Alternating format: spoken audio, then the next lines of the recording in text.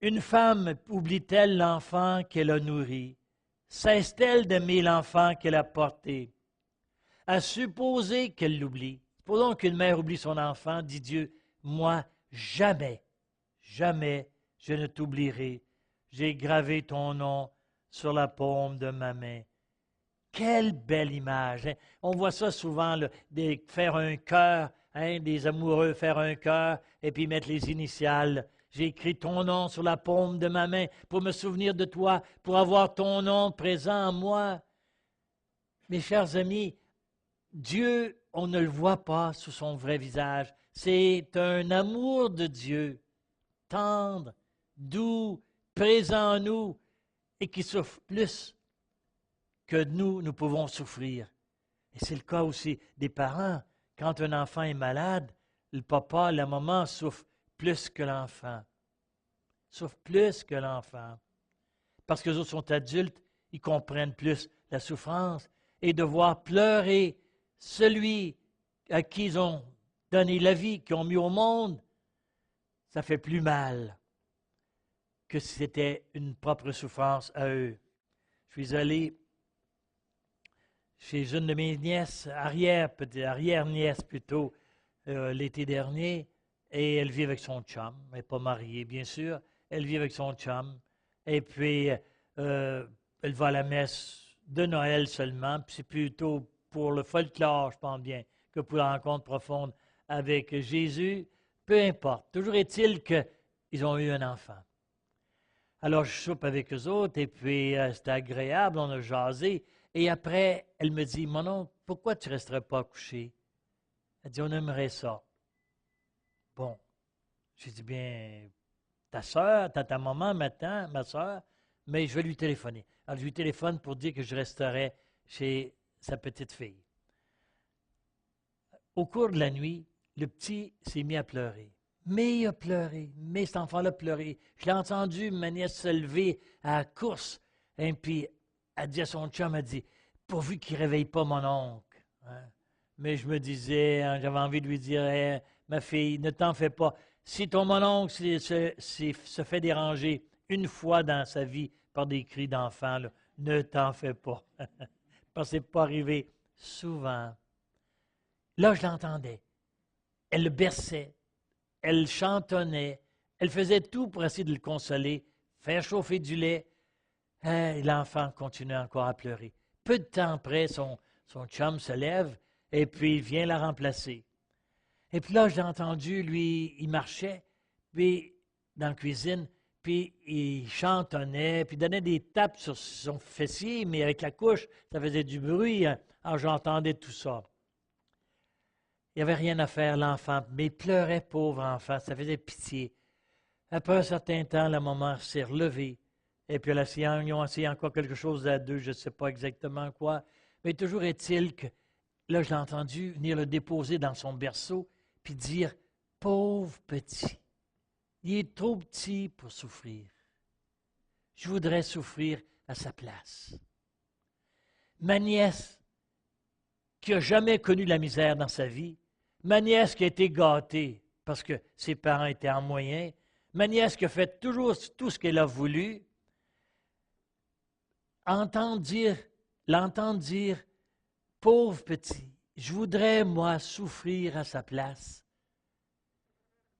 Bien ça, ce n'est pas l'image de Dieu, mes chers amis, mais c'est quoi?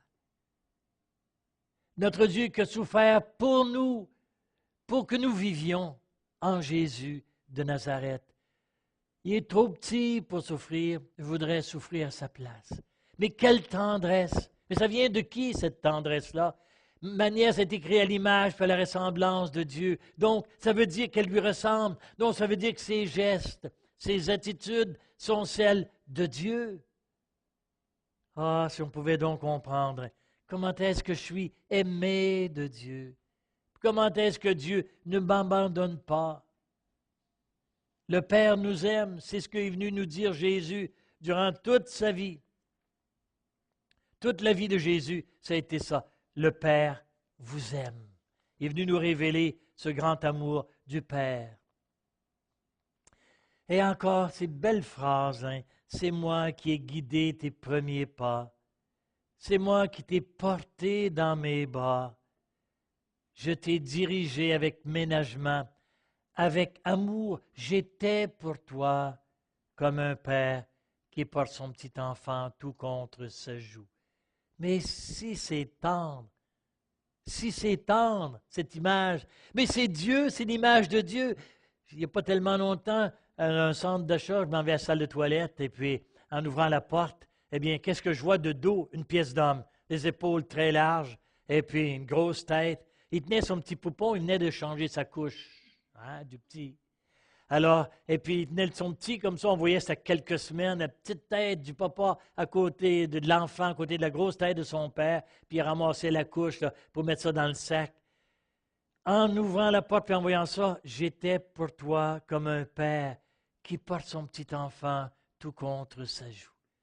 C'est l'image de Dieu. J'ai vu Dieu cet après-midi-là, mes chers amis, dans cette image réelle de notre monde, une image vivante du papa qui prend soin de son petit, la petite tête de l'enfant à côté de la grosse tête du père.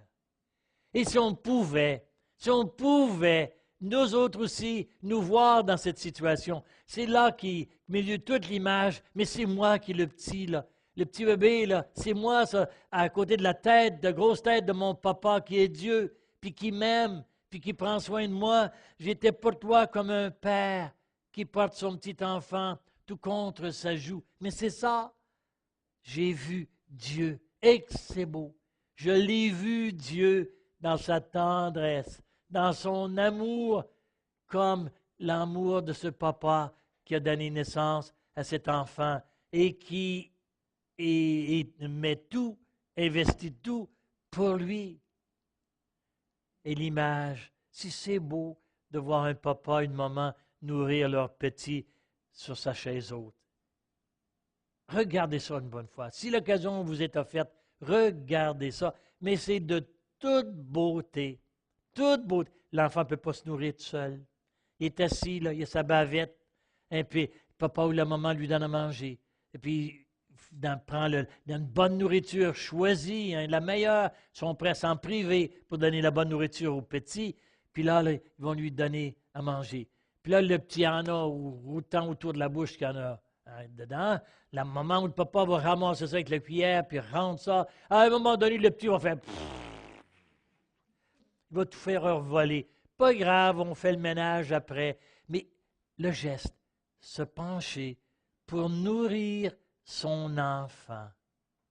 J'étais pour toi, je me penchais vers toi, dit Dieu, pour te faire manger. Mais non, cette parole de Dieu, on l'entend, c'est proclamé le dimanche à la parole de Dieu, première lecture ou l'évangile. Et puis, c'est comme si c'était en dehors de nous. Mais non, cette parole de Dieu, elle est adressée pour moi. C'est Dieu qui me nourrit. C'est Dieu qui me tient tout près de lui. Et quand ça va mal, j'ai le goût de vous dire, quand vous êtes un petit peu des fois là, déprimé, quand vous vous demandez si Dieu vous aime, quand vous vous demandez si vous avez de l'importance encore pour quelqu'un dans la vie, hein, revoyez donc cette image. J'étais pour toi comme un père qui porte son petit enfant tout contre sa joue. C'est moi. Dans les moments difficiles de ma vie, c'est ce que j'ai vécu. Je me voyais même à la petite tête, là, à côté de la tête de mon père, puis qui disait, je t'aime. Je t'aime. Tu as du prix à mes yeux. Je te fiancerai à moi pour toujours. Je te fiancerai dans la tendresse et dans l'amour. On a un Dieu qui est pour qu'on soit heureux. On a un Dieu qui est pour qu'on réussisse notre vie. Bien sûr, il nous a donné la vie. Puis quand je vois tout ce que les parents font pour leurs enfants, c'est à l'image de Dieu. Alors pour Dieu, on a tellement d'importance, tellement de prix, mais malheureusement, on ne le connaît pas. On ne le connaît pas. Parce que sa parole, on ne l'accueille pas pour chacune de nous. C'est à moi que Dieu dit ce soir, tu as du prix à mes yeux, Noël. Je t'aime, je t'aime. Alors, et le matin, quand je me lève, je suis certain qu'il y a quelqu'un au départ qui m'aime Et c'est Dieu. Et c'est ça qui est important. Il m'aime. J'ai de l'importance à ses yeux. Il va prendre soin de moi. D'ailleurs, nous allons le voir au cours des prochaines conférences où Dieu prend vraiment soin de nous, que Dieu est présent dans nos vies, dans nos souffrances, dans nos malheurs, que Dieu est présent aussi dans notre avenir, parce qu'il nous appelle un jour à être heureux, à être avec lui dans sa maison, la maison qu'il a préparée de toute éternité, comme c'est la joie des parents de recevoir aussi leurs enfants à la maison et l'enfant d'être de retour dans la maison de ses parents. Cette émission a été rendue possible grâce à vous. Foi et Télévision chrétienne apprécie énormément votre soutien spirituel et temporel. Si vous ne faites pas encore partie du réseau de soutien de Foi et Télévision chrétienne, nous vous invitons à faire parvenir votre contribution à l'adresse indiquée à l'écran. Que le Seigneur, qui ne se laisse pas vaincre en générosité, vous le rende au centuple.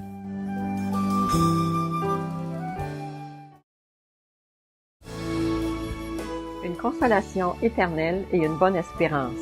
Dans cette nouvelle série, l'abbé Daniel Berniquet, vicaire épiscopal, encourage à choisir et à semer largement dans l'espérance, ce qui demande un surcroît de foi. Ce n'est pas refuser de faire face aux problèmes, mais c'est choisir de faire confiance. Ne tardez pas à vous procurer ces 3 DVD en faisant parvenir votre chèque à l'adresse indiquée à l'écran.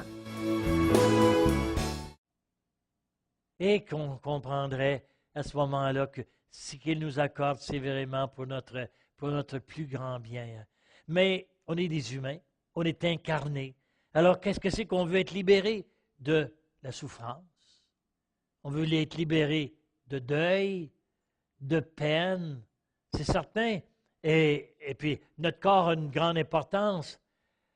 Mais quand Dieu vient nous exaucer, c'est toujours pour nous donner plus. D'ailleurs, il l'a dit lui-même, qu'il était venu pour que nous ayons la vie et que nous l'ayons en abondance. Et quand Jésus posait des gestes de guérison, des gestes miraculeux, Jésus n'a pas joué du tout au thaumaturge. Jésus ne voulait pas être une vedette, pas ça du tout. Jésus venait révéler le royaume de Dieu, c'est-à-dire que nous dire, écoutez, il y a une autre vie que celle que vous vivez sur terre.